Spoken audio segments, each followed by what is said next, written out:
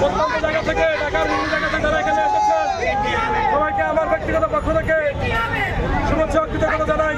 সবাই আজকে অনেক কষ্ট করে এই বৃষ্টি উপেক্ষা করে দীর্ঘ সময় আমরা আমাদের অধিকার আদায়ের জন্য আমরা সবাই রাস্তায় নেমেছি। নোয়াখালী বিভাগ আমাদের এটা অধিকার নেই, আমাদের দাবি। আস্তাদ আব্দুল্লাহ এবং আসিফ সাহেবকে বলতে চাই, কোন রকম ষড়যন্ত্র করে আমাদের কিছু বন্ধ করতে পারবে না।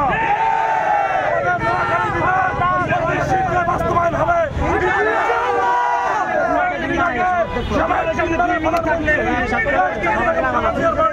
সেই বিভাগ ইনশাআল্লাহ হবে।